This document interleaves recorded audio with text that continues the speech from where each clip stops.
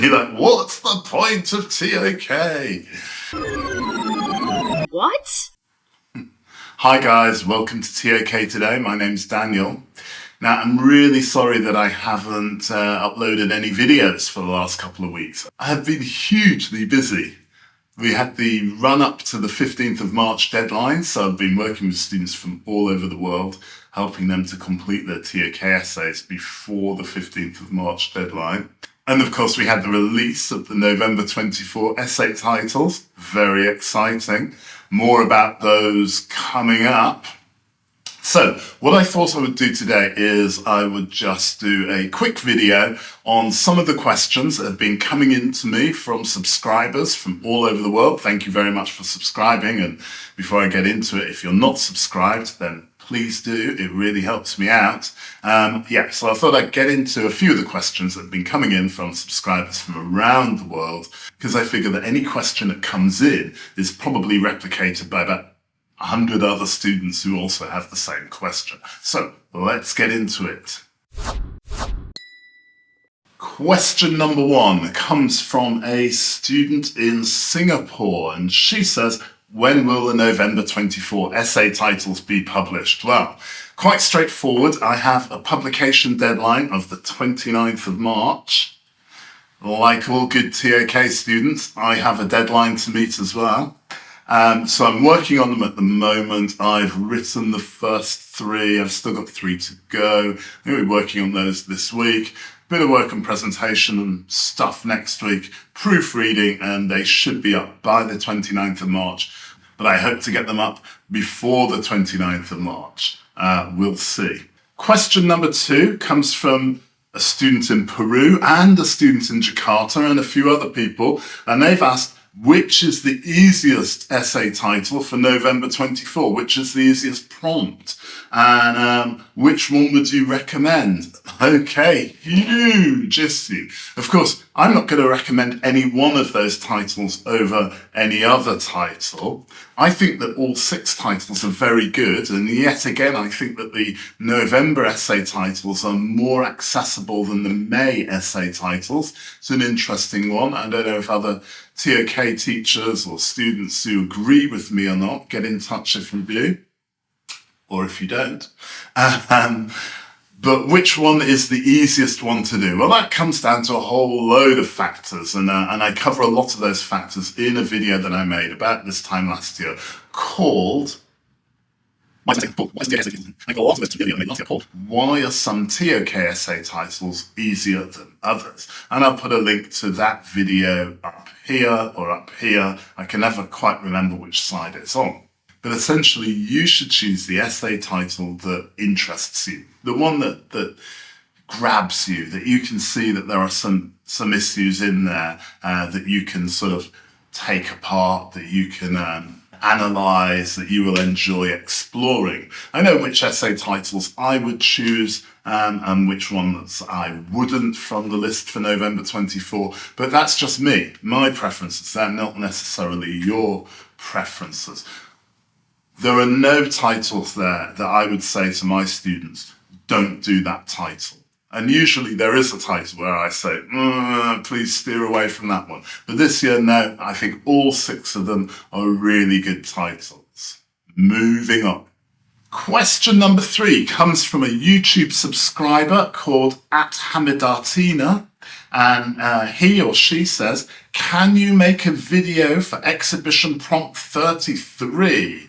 Exhibition prompt 33 is, how is current knowledge shaped by its historical development? And of course I can make a video about that exhibition prompt. I really enjoy making a video about that exhibition prompt. But I'm going to do it after I've finished writing the November 24 essay guidance notes. So that's my priority at the moment, is to finish off those guidance notes so that all the November 24 session ToK students have got some help.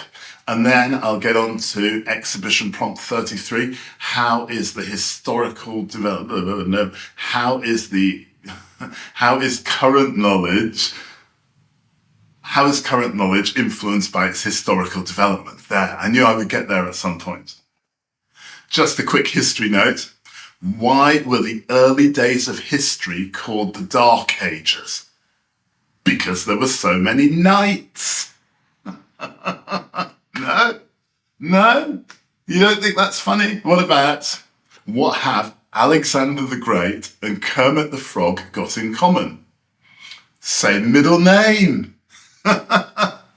Okay, dad jokes. I think they're funny, but I understand if you don't. All right, let's move on to question number 4. Question number 4 comes from a student in Australia. I received it this morning, and this student asked, which areas of knowledge should I use for Essay 1 or for Essay 5? She's not sure whether she wants to use Essay 1 or Essay 5. And choosing areas of knowledge is a really important thing because the areas of knowledge that you choose are in some ways going to influence the knowledge arguments that you can use and obviously the examples that you can use. But knowledge arguments are more important than examples. So what I would do if I was trying to work out which area of knowledge I should use for Essay 1 or for Essay number 5 is I would look at the knowledge arguments that I could use for both areas of knowledge or for the various areas of knowledge I was considering. The areas of knowledge that give me the best knowledge arguments are the areas of knowledge I would choose, obviously.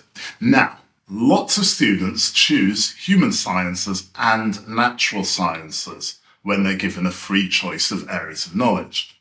And that's something I would be really wary of because human sciences and natural sciences have very, very similar methodologies. So sometimes there's repetition in the knowledge arguments that are used. Now that's not a huge problem. It's not going to mean that you don't pass your ToK essay. It's just that it's harder to get a good mark if there's lots of repetition in your essay.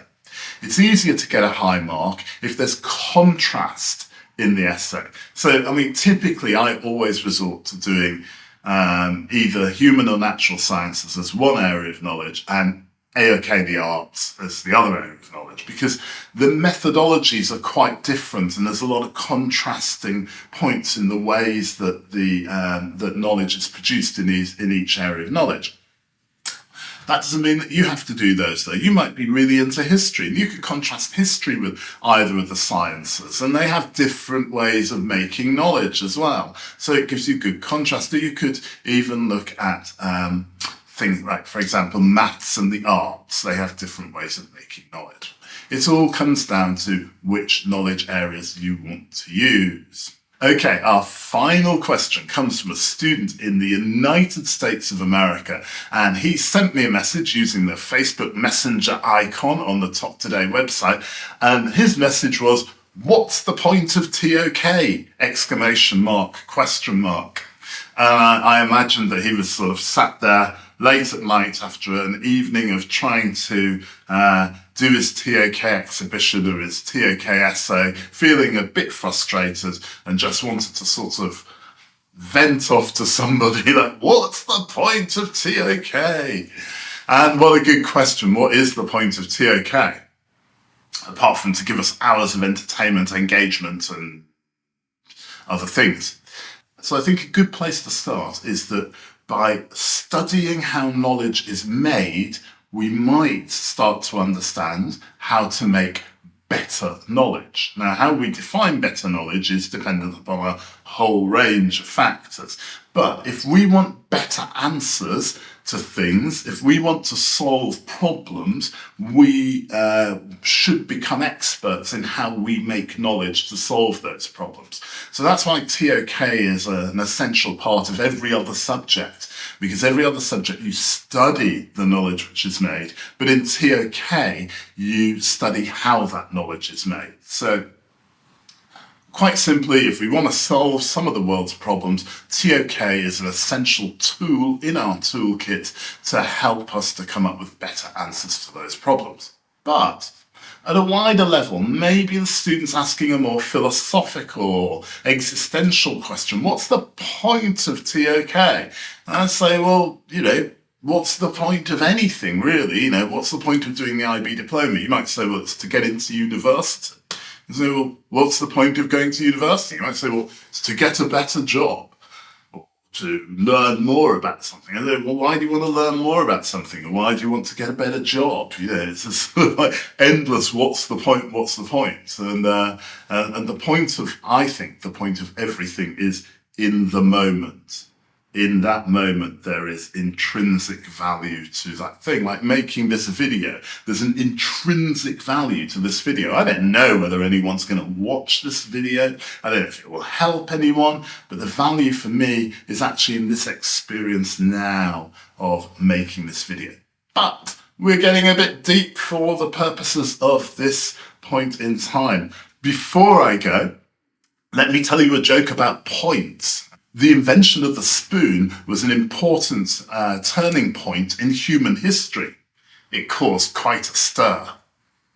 I know, what a stupid joke. Okay, thank you very much for watching. Get subscribed. Stay TokTastic, my friends. See you soon. Bye.